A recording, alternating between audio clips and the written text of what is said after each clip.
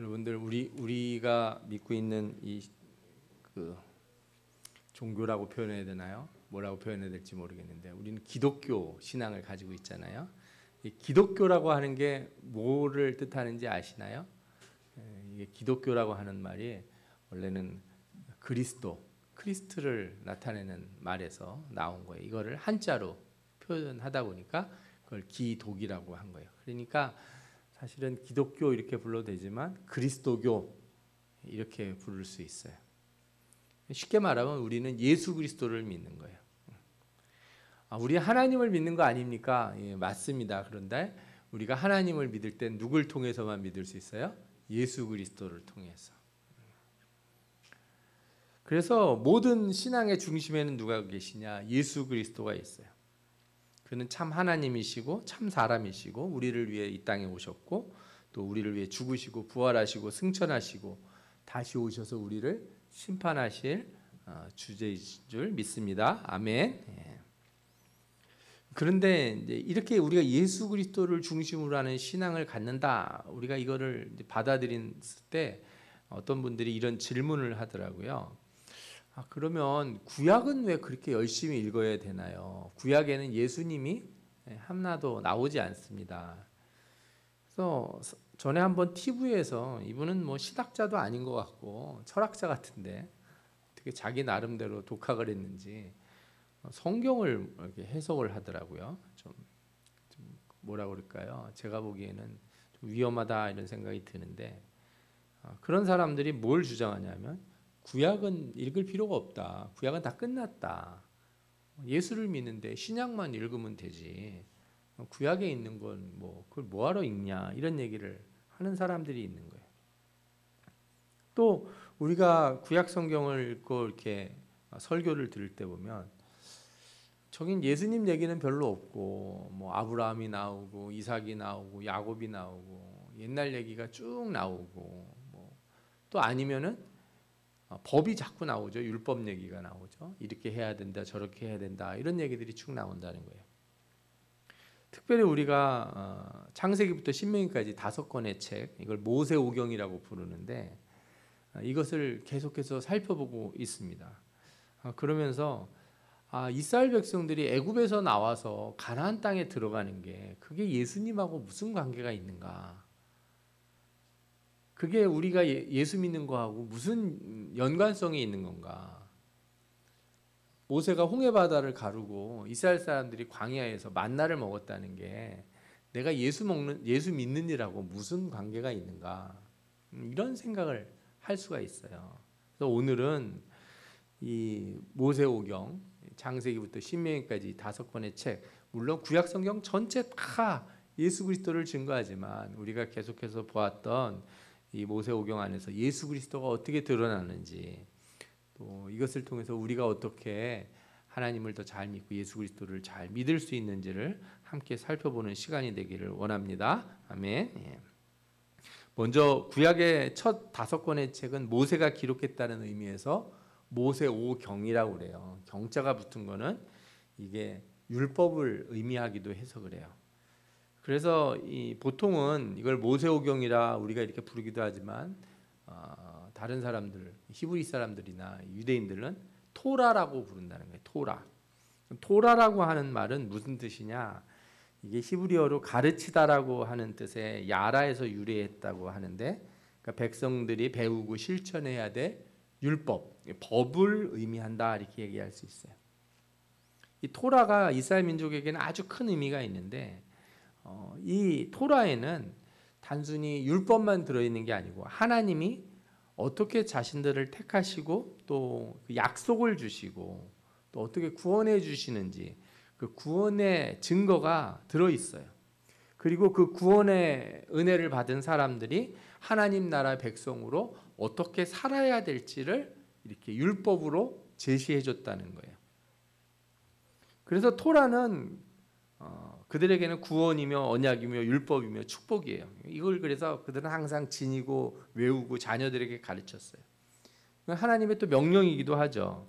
우리가 신명기 6장 6절에서 9절을 보면 오늘 내가 너에게 명하는 이 말씀을 너는 마음에 새기고 내 자녀에게 부지런히 가르치며 집에 앉을 때든지 길에 갈 때든지 누워 있을 때든지 일어날 때든지 이 말씀을 강론할 것이며 너는 또 그것을 내 손목에 메어 기호를 삼고 내 미간에 붙여 표로 삼고 내 집 문설주와 바깥문에 기록할지니라. 아멘. 그래서 이 말씀을, 하나님의 말씀을 우리가 항상 읽고 외우고 묵상하고 막 손목에도 좀 쓰고 이마에도 붙여놓고 집에도 막 써놓고 그렇게 하라는 거예요. 하나님이 이렇게 이 토라를 귀하게 여기도록 하신 것은 이 율법을 지킴으로써 축복을 받게 하시기 위함도 있지만 또 한 가지는 이 토라를 자꾸 읽다 보면 그 안에서 누구를 발견할 수 있냐? 예수 그리스도를 발견할 수 있기 때문이에요. 그래서 성경, 신약 성경이 있기 전에는요, 사도들이 복음을 전할 때 다 뭘로 전했어요? 구약 성경만 가지고 복음을 전했어요. 구약 성경에 예수님 이름이 하나도 나오지 않아도 구약 성경만 읽어줘도 누가 보인다? 예수 그리스도가 보인다. 이걸로 전도를 했다는 거예요. 그러니까 이 토라는 율법책이라기보다는 예수 그리스도를 통한 하나님의 구원의 역사가 들어있는 책이다. 이렇게 이해하는 게 좋아요. 우리가 이걸 창세기부터 볼 수 있는데 사람들이 이제 모세오경, 그래도 아까도 말씀드린 것처럼 율법책이니까 법조문 같은 게 나와야 되잖아요. 그런데 모세오경을 읽으면 창세기를 다 읽을 때까지 법조문이 안 나와요. 그리고 출애굽기를 한참 읽어서 한 20장쯤 읽어야 드디어 뭐가 나옵니까? 드디어 십계명이 나오면서 법조문들이 나오기 시작해요. 그러니까 창세기에는 하나님이 어떻게 구원을 작정하시고 그리고 사람들을 부르셨는지에 대한 내용들로부터 시작을 해요. 그러니까 법이 먼저가 아니고 부르심이 먼저라는 거예요. 이게 구원에서 되게 중요한 거예요. 하나님이 우리들에게 이거 해라 저거 해라를 하시기 전에 하나님이 우리들을 택하시고 불러내시는 것이 먼저예요. 여러분, 하나님이 부르시지 않은 사람들, 하나님이 택하지 않은 사람들에게는 하나님의 법을 줄 수가 없어요. 그들은 그 법을 받을 수도 없고 지킬 수도 없어요. 하나님의 말씀대로 사는 거는 누가 할 수 있는 일이에요? 하나님이 부르신 자들이 할 수 있는 일이에요. 그리고 그들에게 주신 거예요. 그래서 창세기에는 이 부르심과 이 택함의 기록이 많이 나오는데 제일 먼저 하나님이 아담이 범죄한 후에 아벨을, 또 그 아벨을 가인이 죽였을 때 대신해서 셋을 택하여 하나님의 자손들이 나타나기 시작을 해요. 그런데 점점 세상이 타락했을 때 하나님이 누구를 택하셔요? 노아를 택해요. 그리고 노아를 통해서 구원의 역사를 보여줘요. 그래서 창세기를 이렇게 몇 가지로 단계를 나눠볼 때 이 노아 시대까지 얘기를 쭉 보면 이게 역사적인 어떤 사건으로 완전히 이해하기 어려운 면들이 다소곳이 있어요. 그러나 분명히 하나 아셔야 되는 건 뭐냐면 하나님이 사람을 부르시고 심판하시고 그 심판 가운데서 그가 택하신 백성을 구하신다. 분명히 드러나 있어요. 그래서 하나님이 모세를 택하시고 그의 가족들을 다 구하셔서 방주로 들어가게 하셔서 이렇게 하실 때 뭐라고 그랬냐면 너와는 내가 내 언약을 세우리니 이런 말씀하세요. 언약을 세운다 이게. 하나님이 우리를 부르셔서 이렇게 구원하실 때는 그게 뭐하고 관련된 거냐면 언약과 관련돼 있어요. 언약이 뭐예요? 약속이에요. 약속. 하나님이 약속을 하신다는 거예요. 부르신다는 거는 그냥 갑자기 아무나 그냥 막 부르는 게 아니고 하나님의 언약이 주어졌다는 거예요. 약속이 있는 사람들이라 이거예요. 이 노아 홍수 이후에도 사람들이 타락하자 하나님이 또 어떤 일을 하세요? 아브라함을 부르세요. 아브라함을 고향 땅에서 불러서 가나안 땅으로 와라 이렇게 불러내세요. 여호와께서 아브라함에게 이르시되 너는 너와 고향과 친척과 너희 아버지 집을 떠나 내가 내게 보여줄 땅으로 가라. 내가 너로 큰 민족을 이루고 내게 복을 주어 내 이름을 창대하게 하리니 너는 복이 될지니라. 아멘. 창세기 12장 1절에서 2절에 나오는 말씀이에요. 그러니까 하나님이 아브라함을 부르셔요. 그리고 약속을 하세요. 뭐라고요? 너는 복이 될 것이다. 그래서 그 말씀을 믿고서 따라 나온 아브라함을 하나님이 어떻게 보시냐? 그렇게 믿음으로 따라 나온 것을 의로 여기셨다. 하나님이 우리를 어떤 걸 의로 여기시냐? 하나님이 불렀을 때 이렇게 따라 나오면 그게 뭐예요? 의롭다 하신다는 거예요. 이게 참 너무 신기한 거예요. 뭘 특별히 잘한 게 없어요. 아브라함을 부르실 때 하나님이 너 와서 이런 걸 지켜야지, 그래야 내가 너를 복을 주겠다 이렇게 하신 게 아니고 너는 따라 나와라. 나오면 뭐가 된다? 복이 될 것이다 이렇게 약속을 하셨어요. 그러니까 나오니까 아브라함을 뭐로 보신 거예요? 그를 의롭다 하셨다는 거예요. 그 믿음을 가지고. 창세기 15장에 나오는데 아브라함이 여호와를 믿으니 여호와께서 이를 그의 의로 여기시고 또 그에게 이르시되 나는 이 땅을 내게 주어 소유를 삼게 하려고 너를 갈대아에 인해 우르에서 이끌어낸 여호와이니라 이렇게 말씀하셨어요. 그러나 이 성경에서는 항상 이렇게 믿음, 하나님의 부르심에 반응하는 이 믿음만 가지고 이렇게 의롭다 얘기하진 않아요.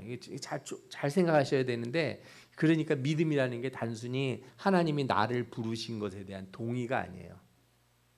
믿음이라는 게 하나님이 계십니다. 아멘. 네, 저도 그렇게 생각합니다. 이게 믿음이 아니라는 거예요. 그래서 하나님은 아브라함을 부르시고 반드시 믿음에는 순종이 따라야 된다는 걸 보여주세요. 그래서 100세의 아들을 주시고 그 아들을 하나님께 바치라 이렇게 얘기합니다. 아브라함이 그런데 믿음으로 순종해요. 분명히 아브라함을 통해서 큰 민족을 이루시겠다 약속을 했는데 이 아들 죽으면 그 약속이 헛되게 되지 않습니까? 약속이 안 지켜지는 것 아닙니까? 이런 반문이 들었는데도 불구하고 하나님을 믿고 아들을 하나님 앞에 드리기로 해요. 그래서 그때 하나님이 이 순종하는 아브라함의 믿음으로 하나님이 복을 주세요. 그래서 이 순종하는 믿음이 뭐예요? 진짜 믿음인 거예요. 부르심에 합당한 믿음. 단순히 불러서 따라오기만 하는 게 아니라 따라온 자들은 반드시 순종해야 되는 이 모습을 가져야 된다는 거죠. 그리고 이 순종하는 사람들을 위해서 하나님이 한 가지를 준비해 주시는데 이삭을 대신해서 수양을 준비해 놓으세요. 그래서 수양을 대신 드려서 이 양을 드려서 이삭을 살리게 합니다. 그래서 이 양이 바로 뭐예요? 장차 우리를 대신해서 죽으실 예수 그리스도를 상징하는 것이에요. 이처럼 하나님은 부르신 자들을 믿음 안에서 어린 양의 대속으로 구원을 받으실 것이다 이렇게 미리 보여주신 거예요. 그런데 창세기를 보면 이게 막 눈에 확 들어오진 않아요. 그런 것 같아. 그런데 출애굽기로 넘어가면 이게 좀 더 분명하게 드러나기 시작해요. 성경에는 예수 그리스도가 점진적으로 분명하게 드러나게 돼 있어요. 성경을 읽으면 읽을수록 시간이 지나가면 지나갈수록 예수 그리스도가 이렇게 희미하게 보이다가 어떻게 돼요? 점점 확실하게 보여져요. 이 구원의 과정이 출애굽기에서 더욱 드러나는데 이스라엘 백성들이 애굽에서 430년 동안 종노릇을 합니다. 이 종노릇 한다는 건 바로 뭐예요? 우리가 죄의 종이 되어 있다는 걸 보여주는 거예요. 그런데 하나님이 이 죄 가운데서 이스라엘 백성들을 건져내시려고 할 때 한 사람을 보내요. 바로 모세를 보냅니다. 이 모세는 하나님의 말씀의 대언자이고 나중에 율법을 받아 백성을 가르치는 자예요. 온유함으로 백성을 이끄는 사람이에요. 또 한 사람이 있는데 모세의 형 아론이 있습니다. 이 아론은 백성을 위해 하나님 앞에 제사를 드리는 제사장의 직분을 받게 돼요. 이 두 사람 모세와 아론이 누굴 보여주냐? 예수 그리스도의 모습을 보여줘요. 예수 그리스도가 장차 오셔서 우리를 위해 행하실 두 가지 직분, 곧 선지자의 직분과 제사장의 직분, 이 두 모습이 모세와 아론에게 있다는 걸로 통해서 보여주신다는 거예요. 그러나 또 한편으로 성경은 이 사람으로 예수 그리스도를 보여줄 때 사람의 완벽함을 보여주지 않습니다. 성경에 나오는 어떤 사람도 완벽한 사람이 없어요. 이 사람의 모습이 예수 그리스도를 드러낸다 이렇게 보여지지만 그 사람 자체가 완벽하게 나타나지 않아요. 아브라함도 그래요. 아브라함도 하나님이 부르셔서 이 믿음의 본을 보이시잖아요. 그런데도 불구하고 아브라함이 부족한 점이 있고 실수한 일이 있어요. 모세나 아론도 마찬가지예요. 이들은 하나님의 백성을 향해서 분노했어요. 무리바에서 물이 없을 때 이스라엘 백성들이 원망하니까 도저히 참을 수 없다. 내가 지금까지 이렇게 하나님 앞에 기도해서 물도 반석에서 나오게 하고 뭐 만나도 주고 온갖 일을 행했는데 니들이 맨날 원망만 하냐? 화가 나가지고 하나님이 가리킨 방법을 안 쓰고 그가 들고 있는 지팡이로 반석을 2번을 두들겨요. 그래서 물이 나오게 해요. 하나님이 뭐라 그래요? 이 아론과 모세에게 너희가 내 거룩함을 드러내지 못했다. 이렇게 얘기해요. 그러니까 모세오경 속에서 하나님은 이 구원의 과정 속에서 예수 그리스도를 대신하는 사람들을 보여주는데 그들은 온전하지 못하고 또 그래서 오히려 장차 온전하고 완전하신 선지자이자 대제사장으로 오실 분을 우리로 하여금 소망하게 해요. 아, 사람은 완전하지 않구나. 사람은 구원의 길에 있어서 온전하지가 못하구나. 그래서 이렇게 온전하지 못한 사람들을 통해서 온전하신 예수 그리스도를 소망하게 만든다는 거죠. 출애굽기에는 구원의 역사에서 하나님이 하신 특별한 일이 나오는데 여러분들이 잘 생각해 보시면 아브라함을 부르실 때는 하나님이 어떤 기적을 통해서 부르지 않으셨어요. 그냥 오라고 그래요. 나와라. 아브라함이 그걸 믿고 나와요. 그런데 이스라엘 백성들을 애굽에서 건져내실 때는 뭘 하세요? 10가지 재앙을 보여주세요. 이 재앙은 특징이 있는데 각각의 재앙이 애굽의 신들과 관련이 있어요. 그러니까 이 10가지 재앙, 뭐 예를 들어 물이 피로 변하는 것, 뭐 개구리 재앙, 이재앙, 메뚜기, 뭐 어둠 이런 모든 재앙들이 그 애굽의 우상들, 애굽의 신들을 치는 거예요. 그래서 하나님이 재앙을 통해 우상을 멸하시고 하나님만이 유일한 신이심을 보여주시고 그의 백성을 구하시는 거예요. 다시 말하면 하나님이 우리를 구하시려고 할 때 사단의 세력을 멸하시고 우리를 죄에서 구하신다는 것을 말씀해 주는 거죠. 그래서 이 재앙의 정점에 누가 있냐? 예수 그리스도가 있어요. 10번째 재앙이 이 10가지 재앙의 핵심이잖아요. 그 10번째 재앙이 뭡니까? 장자가 죽는 재앙이에요. 그래서 어떤 장자가 죽어요? 애굽의 장자를 죽여요. 다시 말하면 사망과 그죠? 죄의 장자들을 그 권세를 꺾는다는 얘기예요. 그리고 대신해서 예수 그리스도의 보혈의 피로 그의 백성들은 다 어떻게 됩니까? 구원함을 얻게 하셔요. 어린 양을 잡아서 그 피를 문설주에 바를 때 천사가 그 집을 넘어가지 않습니까? 이것이 바로 유월절이에요. 넘어간다는 뜻의 유월절. 이 과정에서 창세기에는 이삭을 살리는 어린 양이 백성들을 살리는 유월절의 어린 양으로 다시 등장하게 돼요. 이렇게 어린 양의 대속을 통해서 구원을 받은 이스라엘 백성들이 이제 홍해를 건너 광야로 들어가는데 성경은 이것도 우리 구원의 아주 중요한 일로 우리에게 가르쳐줘요. 고린도전서 10장에 이 말씀이 나오는데 형제들아 나는 너희가 알지 못하기를 원하지 아니하노니 우리 조상들이 다 구름 아래 있고 바다 가운데로 지나며 모세에게 속하여 다 구름과 바다에서 세례를 받고 이렇게 얘기해요. 그러니까 홍해 바다를 건너고 이렇게 하나님의 불기둥과 구름기둥으로 인도하실 때 구름 아래 있던 걸 다 뭐라고 불러요? 세례를 받은 것이다 이렇게 얘기해요. 그러니까 하나님이 우리를 구원해 주신 다음에 세례를 받게 하셔서 하나님의 백성으로 삼아 주신다는 거예요. 하나님의 백성으로. 이걸 다르게 얘기하면은 하나님이 우리를 부르셔서 예수 믿게 한 사람들은 세례를 받고 뭐가 돼야 돼요? 교회의 일원이 돼야 돼요. 구원이라고 하는 건요 개인적인 것이기도 하지만 이렇게 뭐라 그럴까요? 민족적인 거, 하나님의 백성으로서 한 사람 나 혼자 예수 믿어서 구원받는 그런 개념은 없어요. 하나님이 나를 구원하셨을 때 나는 반드시 뭐가 돼야 돼요? 그의 교회의 일원이 돼야 돼요. 그의 몸의 지체가 돼야 돼요. 아멘? 이게 똑같이 구약 성경에도 나타나는 거예요. 하나님은 이렇게 구원받은 이스라엘 백성들을 애굽에서 이끌어내신 다음에 만나를 주시고 반석에서 나오는 물을 마시게 했어요. 이거는 광야에서 먹을 게 없으니까 그냥 주신 거 이 정도의 수준이 아니에요. 그들은 매일매일 만나를 얻으러 가야 되고 매일매일 목마름 때문에 물을 마셔야 했어요. 그래서 그것을 통해서 뭘 찾게 만드셨냐? 영원한 말씀, 영원한 생수, 이것이 있음을 깨닫게 만들기 위함이에요. 신명기 8장 3절에 나오죠. 너를 낮추시며 너를 줄이게 하시며 또 너도 알지 못하며 내 조상들도 알지 못하던 만나를 내게 먹이신 것은 사람이 떡으로만 사는 것이 아니요 하나님 여호와의 입에서 나오는 모든 말씀으로 사는 줄을 내가 알게 하려 하심이니라. 아멘. 그러니까 여러분들 이렇게 인생을 살면서 모자람 같은 게 있을 때, 부족함이 있을 때, 그 부족함이 바로 뭐예요? 부족함이 은혜예요.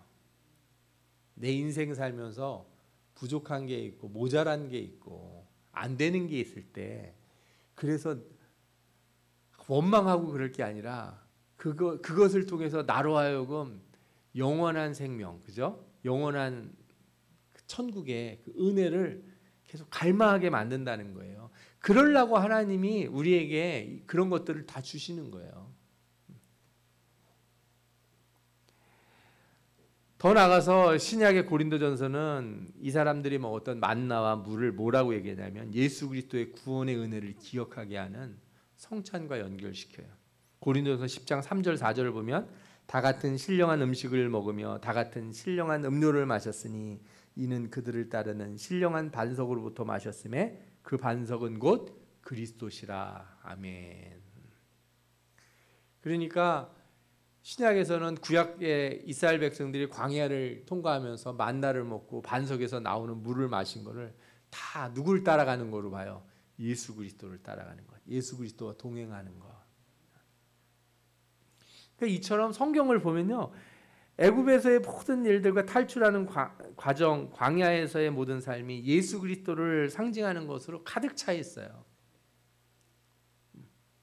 그냥 이스라엘 백성들의 옛날 얘기가 아니라, 어떤 한 민족의 옛날 얘기가 아니라 하나님의 구원의 그 놀라운 비밀이 그 안에 숨겨져 있고, 그 모든 과정에 다 누가 있어요?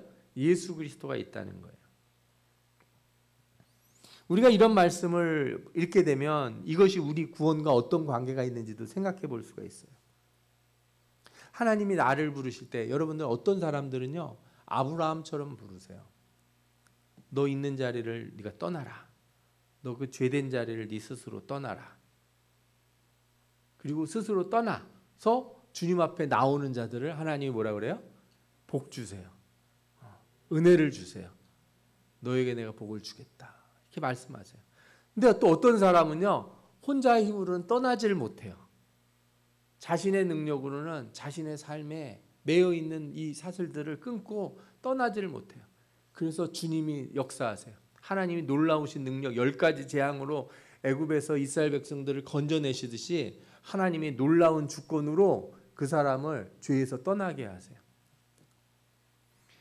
두 가지 다 하나님의 구원의 역사예요. 어떤 분들은 저는 예수 믿는 과정에 별일이 큰일이 없었습니다. 그냥 어떤 사람이 제게 복음을 전했을 때 저는 그게 그냥 믿어져서 예수를 믿게 됐습니다. 이런 사람도 있고, 어떤 사람들은 예수 믿기 전에 그냥 사고가 아주 된통 큰 사고가 한번 나거나 사건이 하나 크게 터져가지고 인생에 그냥 큰 환난을 한번 겪거나 그런 과정 속에서 예수 그리스도를 발견하고 내가 다시 한번 주님 앞에 나와야겠다. 내가 주님의 길로 나가야겠다. 이렇게 결심하고 나오는 경우가 있거든요. 그러나 어떤 것이든 다 예수 그리스도를 통하여 우리가 주님 앞에 나오게 되는 줄 믿습니다. 아멘. 예. 또 성경에서 모세를 통해서 이스라엘 백성들을 구한 것처럼 또 우리 주변에도 우리에게 복음을 전하던 많은 사람들이 있어요. 저희 원로 목사님 얘기를 들어보면 예전에 어떤 교회에 그 집사님들인지 한 1년 가까이 저희 집에 와서 빨래도 해주고, 저 어렸을 때 저도 대신 봐주고 그러면서 복음을 계속 전하셨다는 거예요. 근데 이제 안 가시다가 어느 날 갑자기 그분들과 같이 교회를 나가면서 신앙에 있어서 큰 계기가 일어났다는 거예요. 여러분들의 삶에도 모세와 같은 사람이 있을 수 있어요. 하나님이 나를 부르실 때 내 의지로 하는 경우도 있지만, 나는 전혀 그런 생각이 없었는데 내가 만난 어떤 사람 때문에 내가 예수를 믿을 수 있거든요. 그거 진짜 복이에요. 그것도 내가 어쩌다가 이렇게 해서 예수를 믿게 되는 거. 어떤 사람들은 이제 뭐 결혼하다가 예수를 믿게 되기도 하고, 어떤 사람들은 직장에 들어갔다가 예수를 믿기도 하고, 어떤 사람들은 학교에 갔다가 예수를 믿기도 하고, 뭐 다양한 만남들을 통해서 예수님을 만나게 되는데, 그 모든 과정이 우리 성경에서 볼 수 있는 그런 하나님의 부르심과 하나님이 구원하시는 그 역사와 같아요. 그 모든 케이스들이 성경에 들어있어요. 신약에도 보십시오. 어떤 사람들은 예수님이 찾아가서 병을 고쳐주세요. 삭개오 같은 사람은 예수님 앞에 와서 예수님, 내가 예수님 믿고 싶습니다 이렇게 안 했어요. 나무에 올라가 있는데 예수님이 어떻게 해요? 굳이 그 집에 가겠다는 거예요. 굳이. 그렇게 해서 구원을 받은 사람들도 있고, 어떤 사람들은 예수님 가는데 몰래 와가지고 예수님 옷을 붙잡아가지고 구원의 은혜를 받는 사람들도 있어요. 내가 스스로 걸어온 것 같든 예수님이 나를 찾아오신 것 같든 그 모든 과정에서 하나님의 부르심이 있고 구원하심이 있는 줄 믿습니다. 아멘. 그렇게 구원받은 사람들은 그 다음부터 뭘 해야 돼요? 예수 그리스도의 피가 우리 마음에 발라져야 돼요. 예수 그리스도의 보혈의 피를 마음에 간직해야 돼요. 그리고 이스라엘 백성들이 홍해를 건너며 세례를 받은 것처럼 우리도 세례를 받고 주님의 백성의 자리로 들어와야 되는 줄 믿습니다. 아멘. 예. 그리고 성찬에 참여하면서 우리가 만나와 반석에서 나오는 생수를 마셨던 이스라엘 백성들과 같은 그 은혜를 경험하게 되는 것, 이것이 우리가 말씀을 통해서 깨달을 수 있는 놀라운 구원의 축복인 줄 믿습니다. 아멘. 성경은 여기서 이제 우리를 더 앞으로 끌고 나가는데, 이렇게 하나님이 부르신 백성들을 그 다음에 무엇을 하게 하시냐? 그냥 불렀으니까 만나주고 물 먹여서 가나안 땅으로 들어가게 하시는 게 아니에요. 부른 자들에게는 반드시 뭘 주십니까? 율법을 주세요. 내가 어떻게 살아야 되는지를 가르쳐 주세요. 이게 순서가 중요해요. 너 이렇게 살면 내가 널 부를게, 이게 아니고요. 하나님은 어떻게 해요? 부르신 자들에게 뭘 줘요? 말씀을 주세요. 부르신 자들에게. 하나님이 이스라엘 백성들을 홍해바다를 건너서 광야를 지나게 해서 제일 먼저 어디로 데려가시냐? 시내산 앞으로 데려가세요. 그리고 거기서 1년간 말씀을 주시고 정비를 하게 하세요. 너희들 그냥 나온 대로, 애굽에서 나온 그 상태로는 갈 수 없다. 말씀을 듣고 새롭게 이제 줄도 맞추고 질서도 잡고 똑바로 해서 제대로 가자. 여러분, 예수 믿는 게 이게 중요해요. 내가 그냥 교회 나왔다고 다 끝나는 게 아니에요.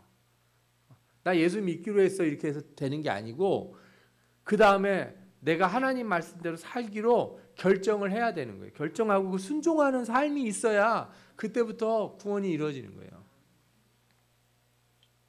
왜 그러냐? 우리가 구원을 받을 때 하나님이 우리가 죄인 되었을 때, 우리가 아직 죄인 되었을 때 하나님이 우리를 예수 그리스도의 보혈의 피로 구원해 주시는데, 예수 그리스도는 구원의 하나님이시기도 하지만 한편으로는 말씀이신 하나님이세요. 말씀이신 하나님. 우리를 구원해 주신 다음에 말씀이신 하나님이 마치 시내산에서 돌판으로 십계명을 그 백성에게 주셨듯이 말씀으로 우리 가운데 거하시기를 원하신다는 거예요.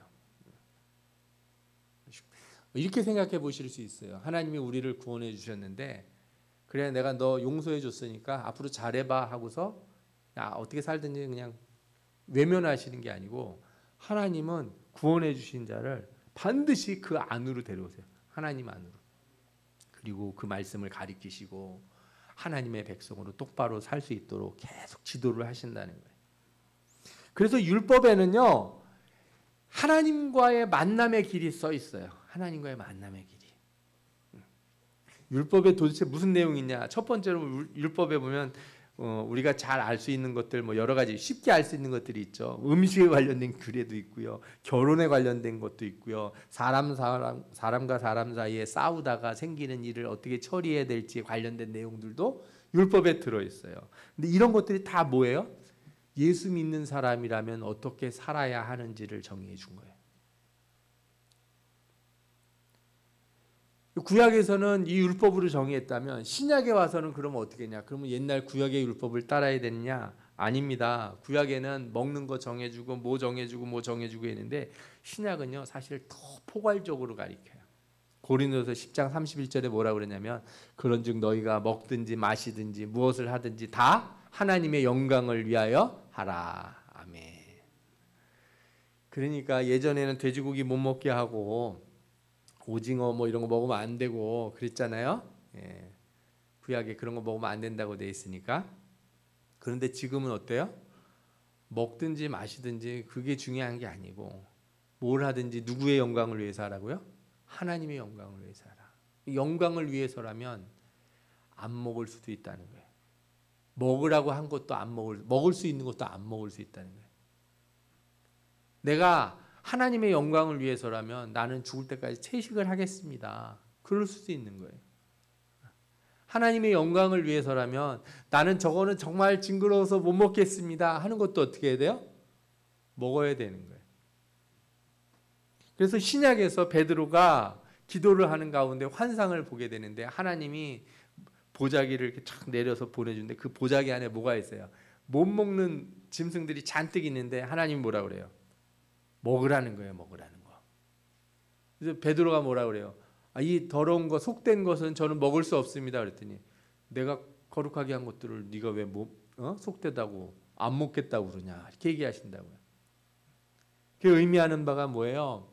내가 하나님의 영광을 위해서라면 내가 차마 갈 수 없었던 곳도 가야 되는 거고 내가 하나님의 영광을 위해서라면 내 지금까지의 삶으로는 견딜 수 없는 곳에서도 내가 거기까지도 가야 되는 거죠.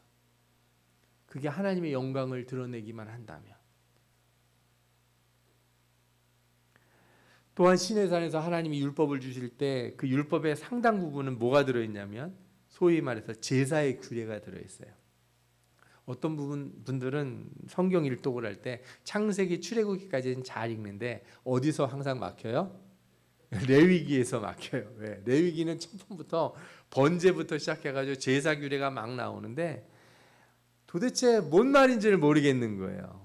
맨날 뭐 양을 죽이고 소를 죽이고 뭘 죽이고 뭐는 어떻게 해야 되고 뭐 가죽은 벗겨서 뭐라고 내장은 어떻게 처리하고 막 그런 얘기가 계속 나와요. 이거는요 그냥 단순히 양이나 소를 드리는 과정을 설명하려는 것이 아니에요.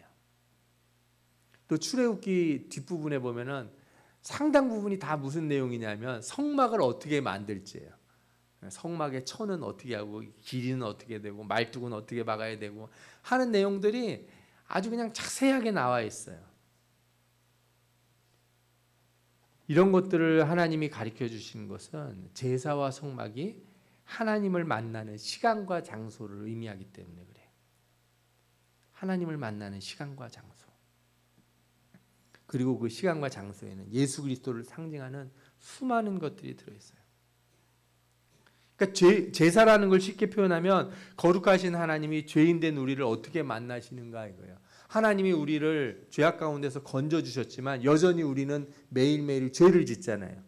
그 죄를 어떻게 해결하고 어떻게 해서 매일매일 하나님 앞에 나갈 수 있는지를 얘기하는데 그 구약의 율법에서는 제물을 통해서 양을 죽여서 그 피를 제단에 뿌리고 이것을 통해서 하나님 앞에 나아갈 수 있다는 걸 보여줘요.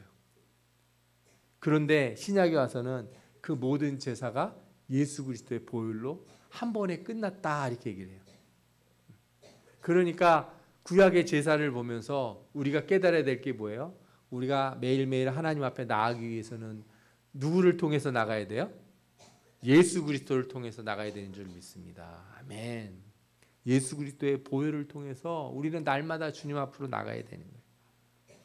그래서 구원을 위한 어린 양은 매일의 죄를 속죄하는 이 어린 양, 그러니까 유월절의 어린 양은 구원을 위한 유월절 어린 양은 매일의 죄를 속죄하는 어린 양이 되고, 그리고 신의 산에서 임하신 하나님의 영광이 어디로 가냐?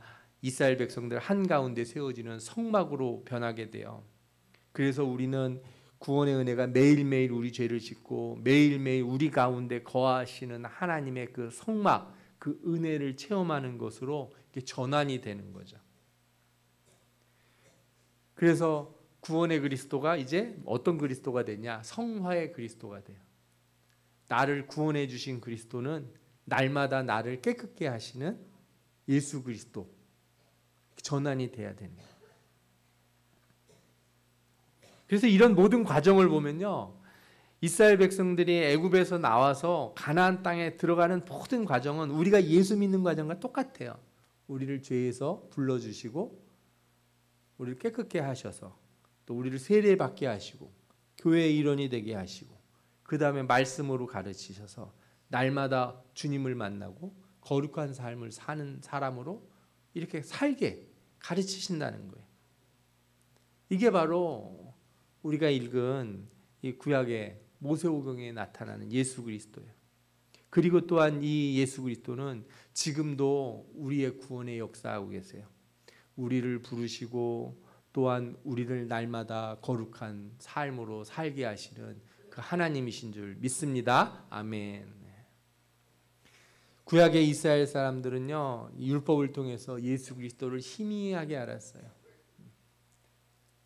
분명히 구원자가 있음을 알지만 그분이 정확히 누군지 알지 몰랐어요.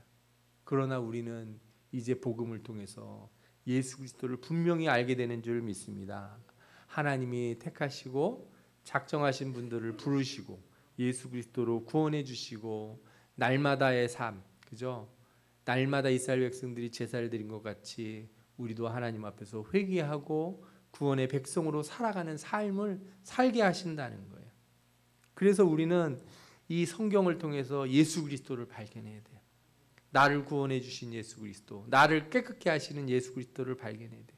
성경의 구절구절마다 숨어져 있는 그 예수 그리스도를 발견하고 내가 이 예수 그리스도를 통하여 구원받음을 항상 찬양하고 감사하며 영광을 돌리는 주님의 백성들이 다 돼야 될 줄 믿습니다. 하나님이 주시는 이 놀라우신 그 구원의 은혜, 예수 그리스도를 통해 주시는 구원의 은혜가 여러분들의 삶에 충만하게 넘치시기를 축원합니다. 아멘. 예, 기도하겠습니다.